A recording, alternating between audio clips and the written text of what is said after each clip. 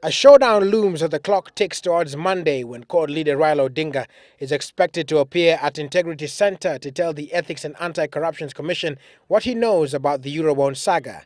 Raila claims that the government has failed to account for 140 billion Kenya shillings out of 250 billion Kenya shillings raised through the sovereign bond, which was issued mid-last year. Even as the EACC insists that its summons stands, the former premier maintains he will not go. And even after detaining EACC detectives in his office yesterday, Raila now says he owes the EACC no explanation for his claims. And this statement is titled, "Do not ask us questions, give us answers." The opposition leader has hardened his decision not to honor the summons, saying the answers to the questions he raised lie with the Treasury and the Central Bank of Kenya, the institutions that oversaw the Eurobond money flows. We see no other reason to drag these questions into investigations of a criminal nature other than to divert attention from the demand for public disclosure in the first instance and to bury the matter in the court proceedings for as long as possible thereafter, as happened with the Golden Bag and Anglo-leasing frauds. Raila insists that the information provided by the Treasury Cabinet Secretary has glaring inconsistencies and that a forensic audit should be conducted to unearth the truth about the Eurobond. The questions we are raising are policy, budget, and public financial accountability questions.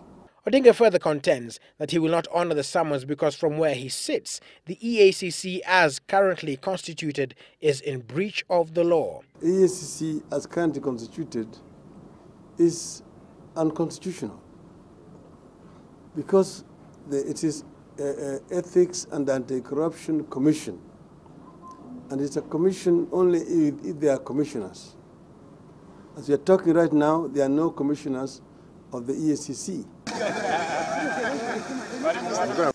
But the government insists that Odinga must walk the talk and honor the EACC summons. Speaking in Kericho County, Deputy President William Ruto said that no one is above the law.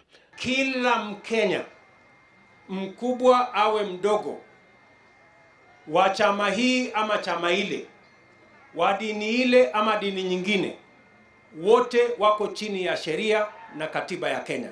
Ruto has maintained that the government is doing all it can to fight corruption, real or perceived. Sisi kama serikali tumesema vita dhidi ya ufisadi lazima kila Mkenya achangie, and we must all be on the same side.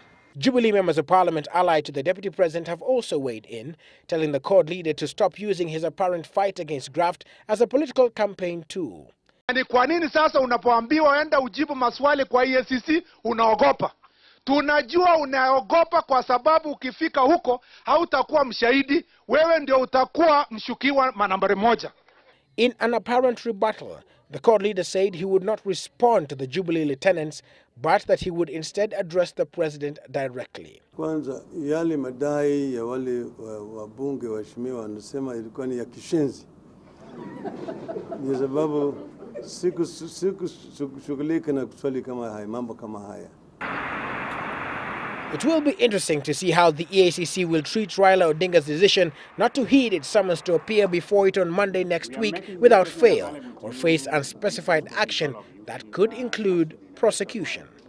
From where the court leader sits, the buck stops at Treasury and with the Cabinet Secretary in charge, Henry Rotich, and ultimately President Uhuru Kenyatta. From where Kenyans sit, they just want to know how their money was spent.